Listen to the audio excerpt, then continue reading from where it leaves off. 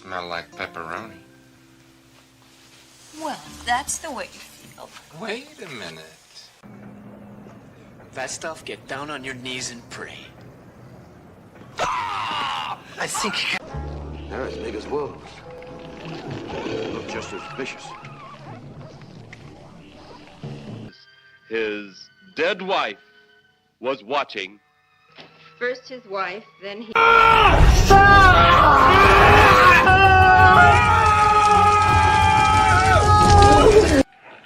Hey, dirtbag.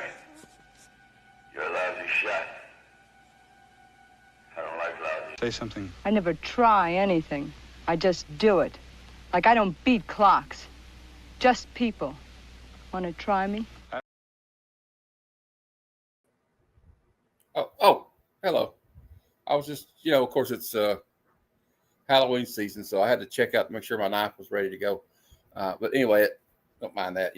It's like I picked this guy up on the road yesterday. He's like, it's really nice you pick up a hitchhiker. He said, you don't know if I'm a serial killer or not. I said, oh, no. The chances of two serial killers being in the car at the same time are almost impossible. I kid. All right. Anyway, I got some guests here. We got Big Jeff, Adamantium Blade Comic Collectibles, and Brucifer, King of the Nerds. I don't know if that joke's going to get me in trouble or not, but I thought it was funny. All right. Anyway. Just disclaimer, it's a false knife. It's not a real knife. Yeah, that's right. Here. Look how he's Superman. See, he's going to bend that steel with his bare hands. Yeah, and look, it cuts me. No blood. All right. You anyway. Kentuckians. Jeez. All right. Well, you love us. Today we're talking about a very special kind of trashy movie, but I love trashy movies. Of course, we're talking about Sleepaway Camp Part 1. This is the best of the trash. I'm really going to show the trailer because we'll get in trouble. Yeah, this is that's why it's bad cinema. It's got God, what's her name again? I can't remember her name. I don't remember any of their names. In my life, she's a scream queen though now, but she doesn't really have many words in the movie. What is her name? I have to look it up. I'll find it. We'll find out in a minute. But I got the Wikipedia page. Of course, if anybody that's ever seen this movie knows, there's one part that everybody knows about. Wait, what? What movie? But there's some pretty gruesome stuff in it. Like you got some. Everybody remembers the big reveal. Here you go. And of course, we couldn't show it all, if you know what I mean. But like, it's got some cool effects in it, I guess, for kills. You got this one was pretty cool. That was a perfect. We'll tell you about how they did that later. They have like a spring. Yeah, I know. I don't know how I got it. I had to screenshot that one because I couldn't find a picture of it. And but yeah, what they do is they have like they take an arrow and they cut it in half, right? So you have like some kind of spring loading thing on it, spring loaded, and it's off to the side, like right here where you can't see them on the camera's over here. So they have it over here, and the back end comes out this way, and the front end comes out. The back end comes out this way, the front end out that way, and it snaps open right in the shot. It looks like you got shot through the neck with an arrow. So anyway, we'll talk about the Wikipedia page and what you guys think of this movie. Brucifer earlier was like, I don't really remember that movie. I'm like, well, I know you remember the ending, so you can come on if you want. You don't remember the ending? All right. I don't remember anything. It was well, here's the 80s and 90s were rough. Lucky I remember my parents. Anyway, Sleepaway Camp is a 1983 American slasher film written and directed by Robert Hiltzik and starring Michael Kellen, Catherine Kami, and Paul alongside John Thurston, Felissa Rose. That's her name. The 13-year-old Felissa Rhodes. The only thing they knew about the casting is like they want to get a teenage girl that's kind of flat, who hasn't developed yet, and they got her. And her mom suggested her, but like the famous scene at the end, that's not her because they could not. They would have walled with the prison if they had put that scene in the movie. It's the original entry in the Sleepaway Camp series. It focuses on serial killings in which occur at a summer camp for teenagers. It was filmed in upstate New York in the fall of 1982. Sleepaway Camp was released the following year by United Film Distributors, and it earned $11 million at the box office, but was met by largely unfavorable reviews from critics, many of whom deemed it exploitive and derivative of such films as Friday the 13th. Well, no shit. But as always happens with a lot of these movies, in the years since its release, Sleepaway Camp has gone on to develop a cult following and a more positive reappraisal from critics, as well as garnering notoriety for its twist ending, which has been named one of the most shocking and unforgettable in cinematic history. It was followed by 4 sequels: Sleepaway Camp 2, Unhappy Campers, Sleepaway Camp 3, Teenage Wasteland, Return to Sleepaway Camp, and Sleepaway Camp 5, The Survivor. And I think the best is Unhappy Campers. Yeah, definitely. In 1975, John Baker and his boyfriend, Lenny, take John's children, Angela and Peter, on a boating trip. After the boat capsizes, John and the children try to swim to shore, but they swim into the path of a reckless motorboat and are struck. John and one of the children are killed. 8 years later, Angela, the surviving child, is traumatized and lives with her eccentric aunt, Dr. Martha Thomas, and cousin Ricky Thomas. Angela and Ricky are sent to Camp Arawak. Angela's introverted nature makes her a target for bullying by fellow camper Judy and camp counselor Meg. The head cook, Artie, attempts to assault her, but Ricky intervenes. Later, an unseen figure causes Artie to be severely scalded by boiling water. And it was one of the most satisfying things I have ever seen, Jeff. What the hell? Yeah. It was creepy. It was creepy. He was a pedophile. We'll show you a clip. We'll show you a clip. You allowed to play clips? Yeah. Yeah. It was a PDF. It was a piece of PDF file, is all we'll say. The filming of Sleepaway Camp took place in Argyle, New York, near Summit Lake at a camp formerly known as Camp Algonquin. In interviews, screenwriter and director Robert Hiltzik has said that he attended the camp as a child. The movie was filmed in 5 weeks, starting in September 1982 and ending in October, of a budget of $350,000. Really? They had that much money? I'm surprised. Dude, they knocked it out of the park for $350,000. Yeah. The film, and they made $11 million. That's actually a pretty good success. That's really good. Dude, yeah. I mean, you can say what you want about the movie, but if looking at it from a business perspective, that's a big W. That's a big W. How big is your W? Pretty big. The film had been storyboarded, but after the first day of filming, the film was already behind schedule. So the storyboards could not be used and were thrown out. The trees with their leaves turning belie the summer setting of the film. Unlike many of the contemporaries, which had adults portraying youth, the cast of Sleepaway Camp was primarily made of adolescent actors. What? Yeah. I'm not even going to ask. No question. Sleepaway Camp premiered in New York City on November 18th, 1983, and had its premiere in Los Angeles the following spring on May 25th, 1984. Screening in 15 theaters and earning $90,000 during its opening weekend on June 10th. The film ranked among the top 20 highest-grossing films at the U.S. box office that week. By the end of its theatrical run, it had gone on to gross $11 million. But here's the critical response. Upon its release, the film was frequently compared to Friday the 13th due to their shared settings and plot structure.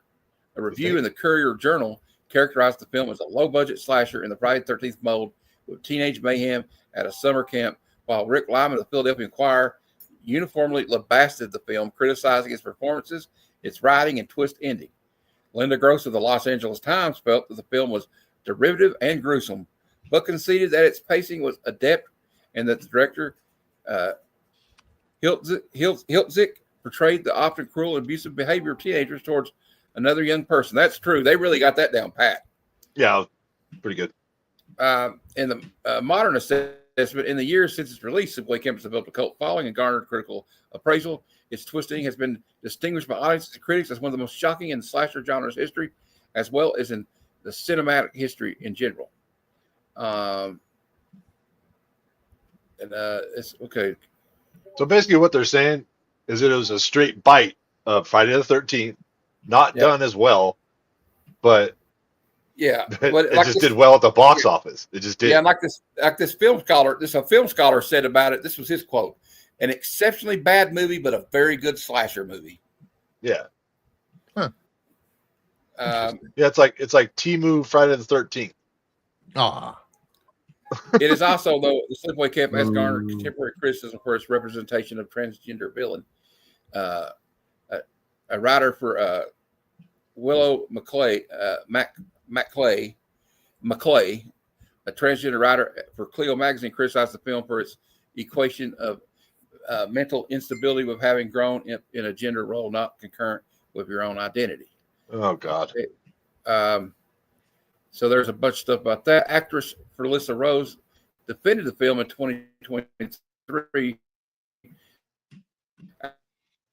after did not feel it is transphobic. I feel it's not. Angela was a typical adolescent trying to find her gender. And also, yeah.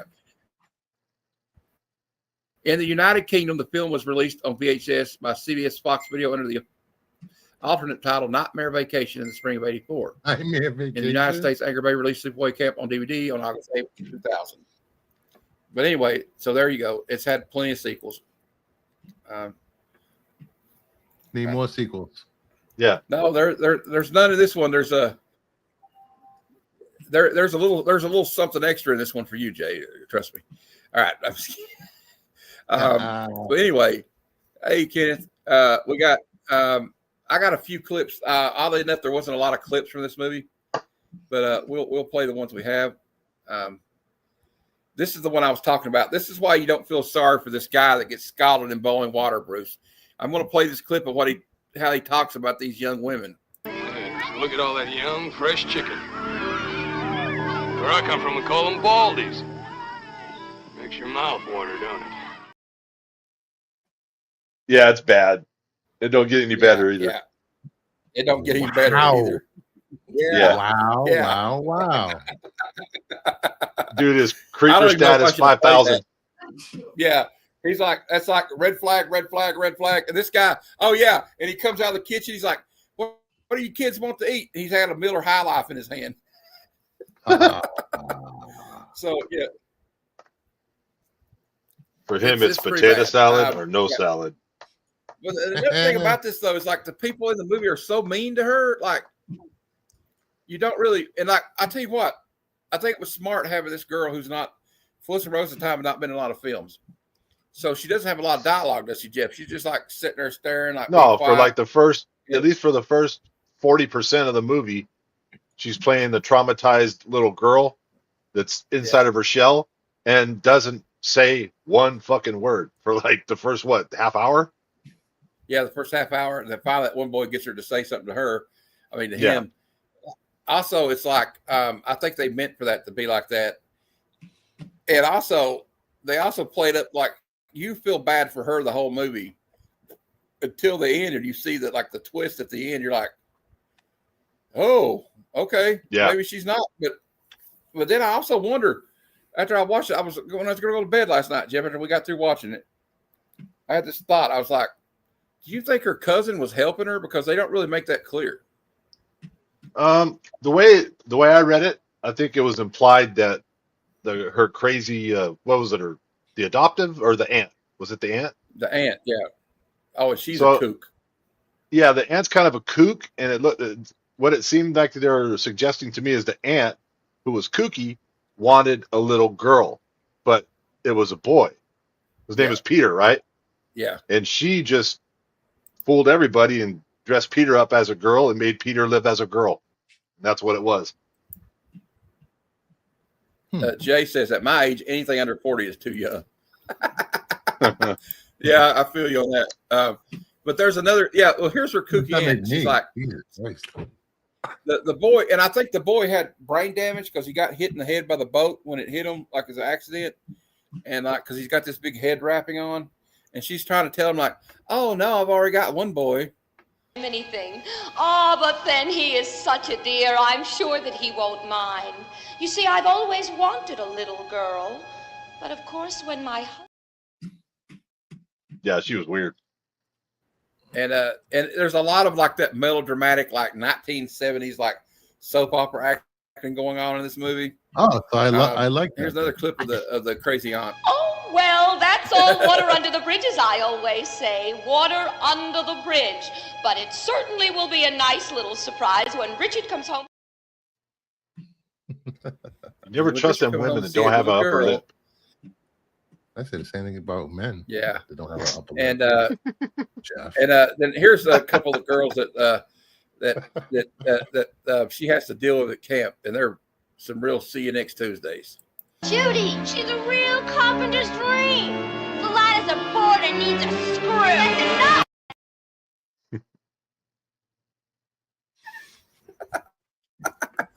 Huh. No comment. Yeah, no comment. No comment. This one was one I was like, after I watched it or rewatched it, I watched it a week ago, and then I watched it with Jeff. But last week I was questioning whether I should do this movie. But well, here we are. I still question should you do this movie. Yeah, Jay knows. Oh yeah, it's Mr. Say hello to Mr. Winky. Does anybody remember Ace Ventura? Pretty surprising too, because back then, like full frontal was pretty, 1983 shocking. To do that. Yeah, I don't know how they got away with it. To tell you the truth. And there's also, hey, I think Bruce will like this though. There's a lot of guys in short shorts and cut off crop top shirts from the 80s. There you go, Bruce. There. Eat shit and die, Ricky. Eat shit and live, Bill. Yeah. Nope. Eat shit. I love that part though. It's like eat shit and die. That's like the best comeback. Eat shit and live, Bill. And then they just keep on giving this girl a hard time. Hey, how come Angela gets to talk to the boys all day? Because Angela's Yeah, Angela, she gets so mad that Angela's talking to all the boys because apparently this old bride doesn't have a. Yeah, 80s fashion did suck. It seemed like they were still in the 70s though in this. It's like 83, 82 when it was filmed. Yeah, it's early 80s. It's right in that in-between period. Yeah. There's still a lot of cut off blue jeans and the crop top, guys wearing them shirts where you can see their navel, and then the high socks, I had the high socks like too. Way back in the 80s. NBA. The NBA when they pull their socks up to their knees. That's when they're smuggling plums. It looks like Larry Bird's smuggling plums. Yeah, definitely. Here's another scene of them acting like total like a-holes to Angela. She'd be dead. If she were any quieter, she'd be dead. Yeah, she's the girl that's like real quiet and real timid and shy, and so the other girls. And I kind of love that about it because they get you to like. I know it's a B movie, actually it might be a C movie, but they actually get you to feel bad for it. Like, man, I hope these people something happens to them. Well, something happens to them. Although there are some people at the end of it that get like that. I don't know. Was it necessary to have all those campers get murdered with an axe though? Nah, some of them deserved it. Some of them didn't. Yeah, I know. It's like she killed every one of them. No one is safe.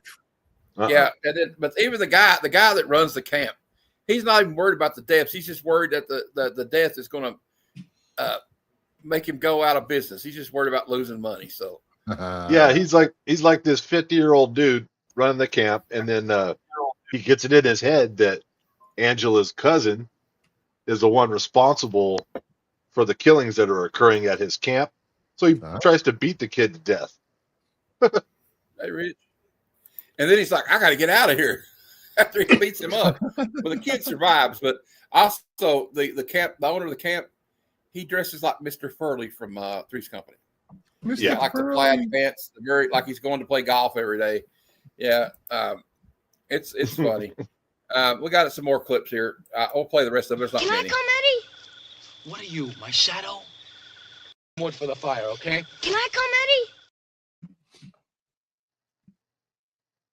That's where it kind of looped itself there where I had to record it the way I recorded it. But yeah, that's where the kid doesn't want to go stay all night. He says, I don't like it out here. I want to go back.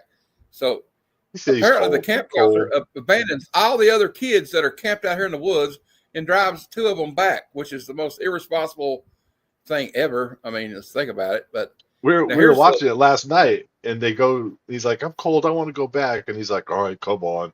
And you can see the guy, he's like putting the flashlight on all the other kids sleeping, looking at this other kid he's going to take back to the cabin. He's like, they're good. Just fucking ditches them. And there's also a part, I could not find a picture of this guy. Jeff, if you can find a picture of him, there is a police officer at the end of it when they discover one of the girls' bodies. And he has the worst fake mustache in the history of fake. Like, you can just totally tell it's just like glued on. It's crazy. Oh, dude, I guess it's almost like an internet meme. Yeah. It auto-populated. Okay. I was typing it in. Let's show it to everybody. They'll enjoy this. But yeah, I kind of, you know what? I kind of enjoy this movie for what it is, though. But if you're uncomfortable seeing certain things, you might not want to watch it. But if you're open-minded, it's a pretty good movie for like what it is. It's a B movie. It's a trashy movie. It's the way it is. Oh, here we go. Jeff just found a picture of it, I think. And watching this later to look at this guy's fake mustache. Look at the color of his hair and the color of his mustache. Yeah, and when you can't see it here, but when he's turning his head and talking in the movie, you can see the glue glistening. Yeah, like, it's terrible. It's terrible. Yeah, you can see the glue like behind it. It's like the worst fake mustache I've ever seen in a movie. And the only thing I can think of is, you think that the officer they had at the first of the movie, they couldn't get that actor to come back, so they just got this guy and slapped a fake mustache on him? Because that's what it feels like. Man. I don't know. Well, we got some more clips here. This is the one girl that's I believe this girl gets around too. The one that's always giving Angela a hard time, and she's giving her a hard time again. About it, Angela. Let's go for a swim. Oh, what's... And then you kind of see that creepy dude at the end. And we'll play the last two clips we got. Meet me at the waterfront after the social. That crazy. And he's going to regret meeting her at the waterfront, because at the end of the... Oh, hold on. Let's play this. You're going to enjoy living with us so much. Yes, I know you are. As a welcome home present, I bought you such wonderful new clothes. I just hope that... There's also a scene where they show like her dad's, I guess, because it was in bed together, like see them in bed together, and then they're like pointing at each other, like, "Oh no, you," or something. I don't know what that even represented, but the aunt, she does this thing with her hands, like the first scene you see her in. Remember, Jeff, you got on your nerves. She's like, yeah, she keeps like touching her face, and she's got like, you know, when Jerry Seinfeld broke up with that girl in that episode of Seinfeld because of her hands. This woman has the same kind of man hands. We thought it was Yeah, she could palm a basketball.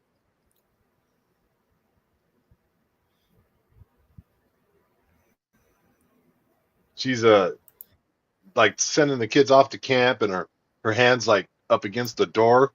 Yeah, and it's like, damn, why is her hands as big as mine? That's weird.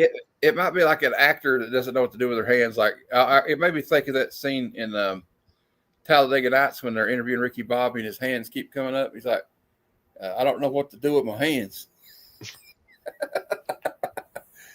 I don't know. That's the way I felt about it. But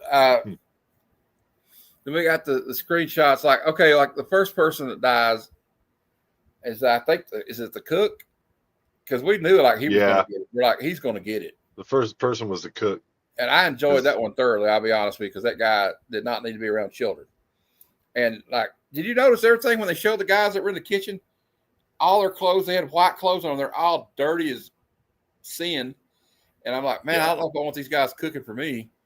And then you got the guy gets killed on the boat. I think it's the second one. Yeah, he's out there on that boat with the girls, and she leaves him out there. And I guess apparently Angela killed him. And there's a crazy scene where a snake crawls out of his mouth when they find his body. That was just. That was a little much. I don't know why a snake would be in there, but I think that was just for effect. I don't think that would really happen. Yeah, and then there's somebody they get it like a beehive, but when they lock him in the toilet stall. He's in there relieving himself or whatever he's doing, and playing with himself. And But when they show you the beehive, there's no bees like, and they throw it in there on him. He gets stung to death, and then you get this scene right here. I don't have the scene, but we have where he got the bees are crawling all over him. Yeah. And then here's the guy with a snake thing. He has a snake crawling out of his mouth. It's a fake body, of course. And here's the guy that I enjoyed this one the most, though, because this guy he got burned out of good. The boiling water got pushed on him. He had a big old, it's like a big old pot like the ones they cook for in the Navy and the military. And he's like, has to get on a step ladder to like stir it, and he's salting it, and it comes behind him and pushes him. Oh man, it falls right on top of him. It's just crazy. And then of course, when she meets, what's up, Aaron? When she meets him at the lake, it was his doom, because they go, Angela, what are you doing? And she looked like she just stroking his head in her lap. And then when you pan around, it's his decapitated head in her lap. Yeah. And then they're like, oh my God. And then when they get to the big reveal, and you see Angela up here, and she jumps up, she's screaming. And as you can see, you can say hello to Mr. Winky, because she's not a girl, she's a boy. And they just like superimposed her screaming face like on a man's body, because they couldn't let her do the scene, because Felissa Rose was only like 13 years old. And so it's like one of the biggest. You know what? I'm surprised they only got an R rating. I don't know how this movie slipped through the cracks, to be honest. Yeah. Because hey, Aaron, I mean, good to see you. I don't know, man. I'm kind of glad it did, because I kind of enjoyed watching it, to be honest with you. Well, I mean, it's a perfect bad cinema movie. Yeah. Yeah, I'm happy about that. It has that certain flavor of a train wreck. You can't stop watching it. And just to be clear, Felissa Rose is a girl. They had yes. That's the twist. They just made it look like that. And of course, you got these guys like they're dressed like it's 1978. I mean, let's just be honest. It doesn't look like any 80s garb to me, but I mean, it's early 80s. And there's another scene like, yeah, I heard that they had an actor do it. They just put her face over it, I guess. I don't know. Yeah, you can tell. Like look at the complexion of her face. Yeah. Versus the rest of this male actor's body. Right, yeah, and it doesn't match anything. And here's the boy. Yes, look at her shoulders versus that. Yeah, see those broad shoulders, and then you see this, and she's got like these little small, just like a regular 13-year-old girl. So yeah, did you ever wind up playing in anything that was good? No. Okay. She's been in a lot of slashers and stuff, and she goes to a lot of conventions. Typecast. Yeah, she goes to a lot. Aaron said he's too squeamish. Actually, Aaron, there's only a couple like 3 really gory scenes in the movie, and it was just that surprise ending. There's a lot of like psychological stuff going on, and sometimes whenever they show any of this like gory stuff, it's only for like a split second, Hey, there's my friend Mark. He lives not far. Well, he lives in Tennessee, but not far from me. Hey, Mark. Aaron. I don't recommend that you waste your time watching the movie. But if you do, hey. I mean, I could recommend it though. I mean, I like it. I just want to play this one clip again, just so. This is how mean they were to her. Like this one right here is just. Judy, she's a real carpenter's dream. The light is a board and needs a screw. That's enough. Yeah, that chick played the good mean girl. Well, I don't know how everybody in the chat. Let me ask you, anybody in the chat that's seen this movie, did you feel bad for any of the people? How many? Did you feel bad for many of the main people that got killed by her? I didn't. I'm sorry. I just didn't. I hate to be like that, especially that guy at the first of it, because I think Jay's the only one in the chat that's probably seen this movie. Okay. I know Mark's seen it. I know a friend Mark's seen it, but like Mom said, I'm screaming and talking too loud. I guess I'm talking too loud. So yeah, I'll ask them. It sounds like you're screaming. Does it sound like I'm screaming? Oh, okay, sorry. All right. Anyway, Mom said it's My mom said I talk too loud. Well, ask him if you do. You do talk too loud. I'm just kidding. I'm kidding. I'm Okay. kidding. I'm kidding. I'm kidding. Okay. Now, be truthful. Well, the thing is, with the microphone on my computer, I have to talk a little louder because it doesn't work as well. You But sure? Mom just come in here and embarrass me and ruin the whole show. But I love you, Mom. All right. We love you, Mom. And this is why I don't feel. I'm gonna play this again because I want to show you why I don't feel sorry for this cook. This is why I don't feel sorry for him. Just look at all that young, fresh chicken. Where I come from, we call them baldies. Makes your mouth water, don't it? Yeah, that's just Stop creepy. playing that clip. That's just creepy. It's creepy as hell. That's messed up, man. I'm sorry.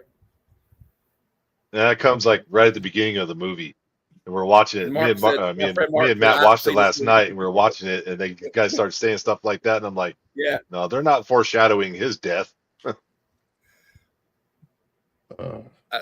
Yeah, Mark says, I've seen this movie a few times. I never felt bad. Exactly.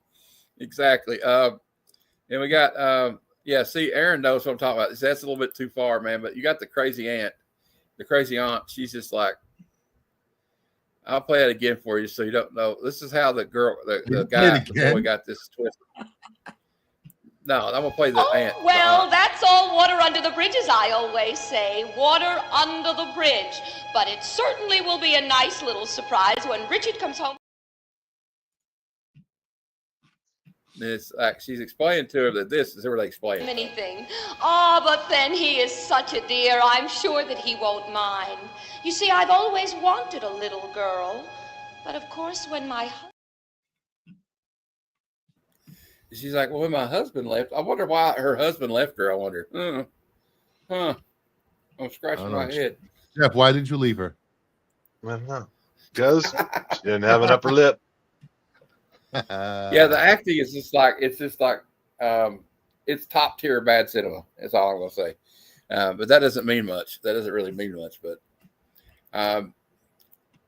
yeah, Felissa Rose, she does a lot of those conventions with people like other fellow screen queens like Danielle Harris and some of the lower B movie Scout Taylor, what's her name? Scout Compton, and actually Tony's met her before. She's a real sweet person, I reckon. But yeah, it's at this point though, everybody's like, I was like, Mom interrupted the show, but at this point, Mom's part of the show at this point, so it doesn't really matter. Everybody said they love you, Mom. Also, there's some crazy scenes in this movie, is all I know. Like the one girl, she just makes out with that one boy just because she wants to piss her off. And it's just like every teenage girl I've ever met is like that. That I don't really like the boy, but I'm going to make out. Well, with him you anyways. mean every teenage girl you met when you were a teenager? I don't know, Jeff. You got anything else you want to say? No, it's exactly just one of those kind of movies that it fits perfectly into the bad cinema category.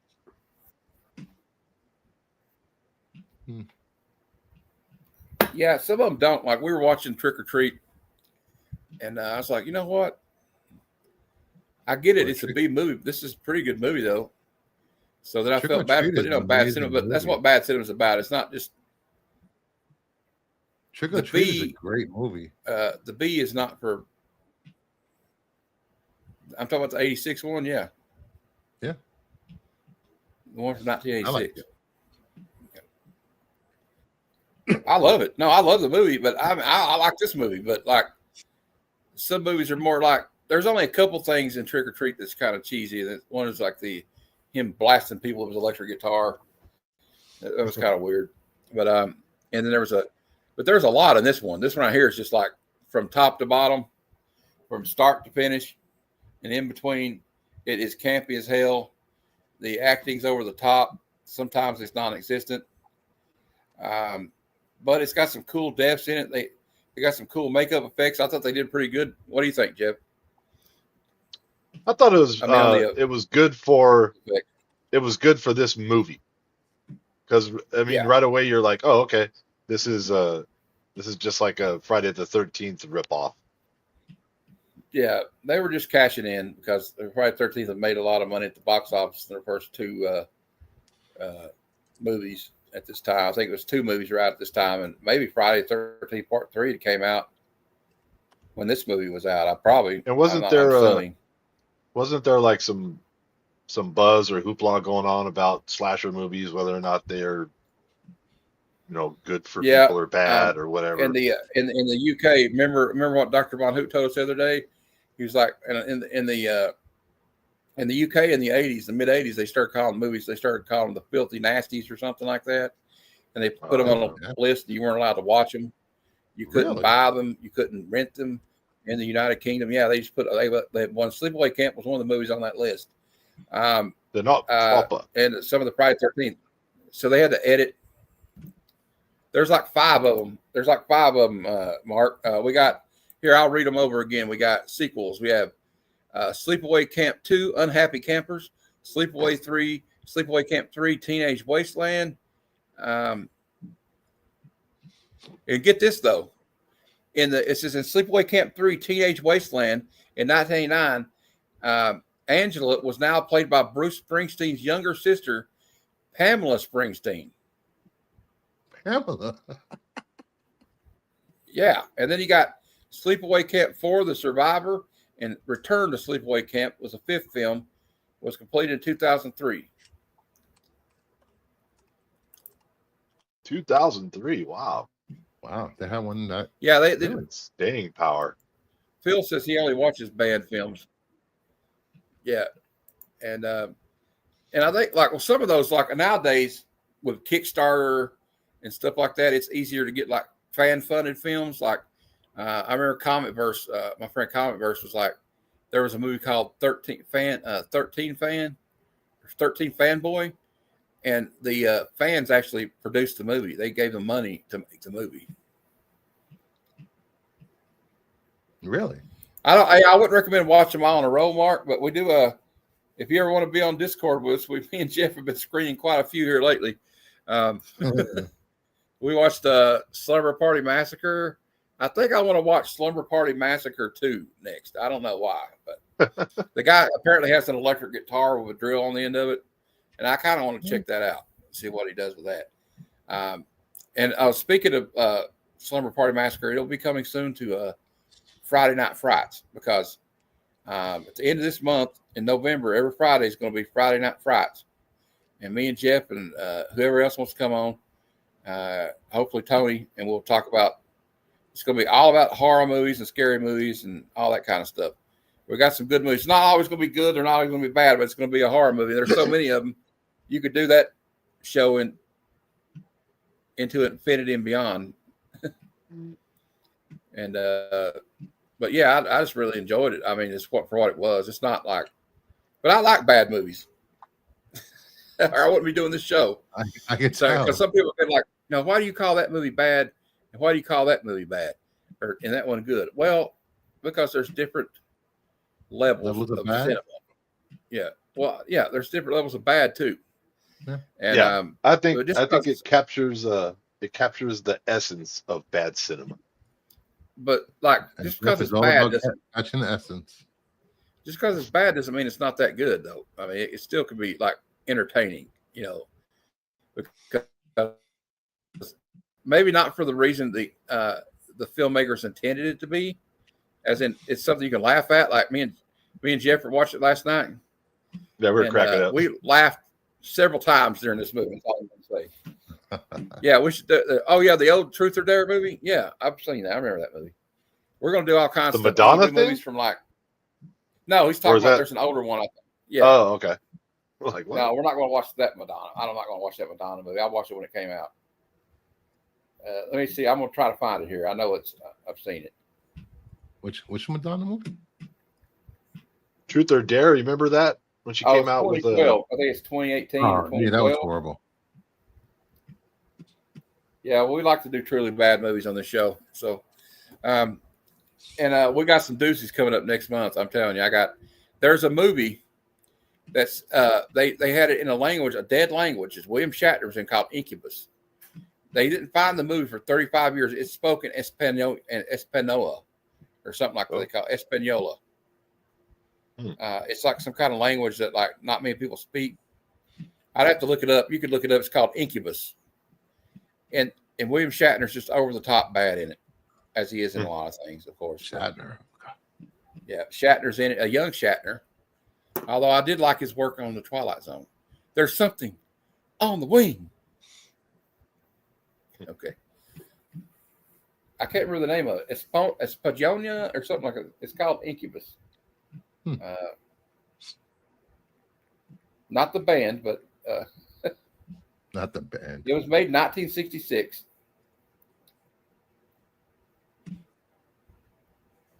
It's Esperanto is the name of the language.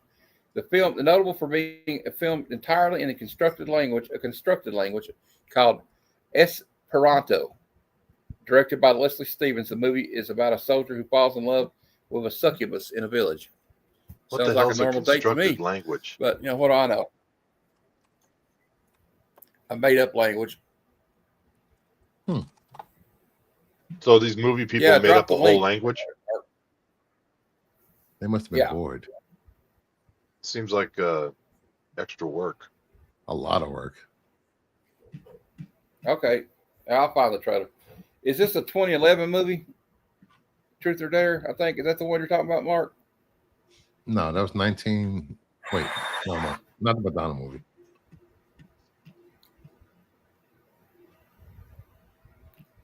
Well, I mean, there's a British movie called Truth or Dare. Oh, 1986. I'm sure that's a very big used title for movies. All right. Let's see. I'll find the trailer right here. There it is. I'll put it in the chat.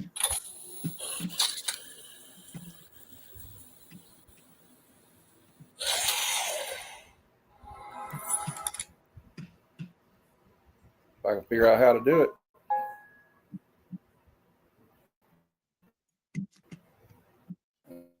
All right, I'll have to go to YouTube. All right, hold on.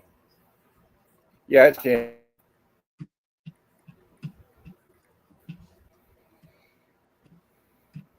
Share, copy link. All right, I'm working on it. I got to put it on my phone and put it in a mute that. There's the link for my friend Mark talking about that movie. It's called Truth or Dare from 1986. Also, I want to tell everybody what we got going on coming up. There will be no Sunday show live. I'm going to pre-record it because I'm not going to do a show for out of respect for Comics Curing Cancer this weekend. I think it ends at like 8, so I'm going to let it. But by 9 o'clock, I'll probably put it on at 9 o'clock and upload it on Sunday. But we have this coming up for Good Cinema on Friday, on Thursday at 9 o'clock p.m. Eastern. There will be no Comic Lounge this week. We're going to be reviewing Friday the 13th, Part 1. And we'll probably end up talking about the other movies too, because me and Jeff have watched Friday the 13th, Part 1, 2, 3, and 6 so far this week. We still haven't watched 4 and 5. We might watch that tonight. Who knows? And I got nothing to do. All right, we'll watch 4 and 5 tonight, and then we'll watch 7 and 8 like later on in the week. But just also remember that Comics Curing Cancer is 24th, 25th, 26th. It's this weekend. All proceeds go to cancer research. And then we got next week for Bad Cinema, one of my favorite movies of all time, Trick or Treat from 1986. Great movie. It's got cameos by Ozzy Osbourne and Gene Simmons in it as the disc jockey. And I heard that Gene Simmons actually based his character on Wolfman Jack because it was his favorite disc jockey. Oh, and really? Also, Wolfman Jack coming to you live. The first person they originally wanted to cast for the part of the rock singer was Blackie Lawless from Wasp, but he turned it down because Fastway had already done the soundtrack, and he said, "I'm not going to lip sync another band's music." That's why he turned it down. But we got the great Tony Fields, who was a great dancer, who was in videos by Michael Jackson. He was in Beat It and Thriller. And he was a solid gold dancer, and he was the one that played the guy. Yeah, it's such a good film. It's such a good movie. And then, of course, we're going to wind up Halloween month here on the channel. Yay. With the all-time great John Carpenter's Halloween from 1978. The night he came home. And I'm ready for it because I got to show you guys I am ready for it because, wait a minute, I got a special guest that wants to show up and wants to talk to you guys. He's got a question for you. Is it Vogs? Hey. Hey. Has anybody seen Laurie Strode? I just need to talk to her for about 5 minutes.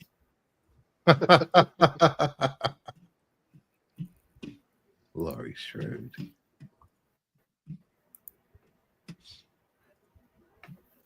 Oh, I don't know what just happened. That guy just freaked me out. I'm lucky I survived that. Oh no, that was scary. So we had a special guest appearance from Michael Myers. But let's talk about this movie again. We're talking about Sleepaway Camp. I don't know what else I can say about it. I give it, as far as the bad cinema, I give it a 5 out of 5 for bad cinema. Mainly because, the acting is just terrible. Let's just be honest with you. But I enjoyed it. I'll give it 4 wings. You said what? 4 wings. We used to do it on wings. We don't do wings no more. No, I just say it's good or bad, or for bad cinema or whatever. It's a good bad cinema movie. It's a good movie to watch with friends. That's all I can tell you. Like when you're having a Halloween party. Well, that's a good movie to watch with your imaginary friends. Okay, if you have some imaginary friends in your heads, you can watch that. I don't know. I have plenty of imaginary friends, damn it. It's got the bad. I tell you what, either we give it the bad cinema approval or bad cinema disapproval. You know what I mean? It's bad cinema approved. It's approval. Yeah, it's approved. So, I'd like to thank Bruce. Have you seen it? You've seen it, but you don't remember it. I don't remember it. Just remember, kids, do not do drugs. That's true. Just say no. Just say no. Don't go to college. If you do go to college, what happens in the dorm room stays in the dorm room. They ever said that? Yeah. And it's not gay in a 3-way. Sometimes it's not. I don't know. It's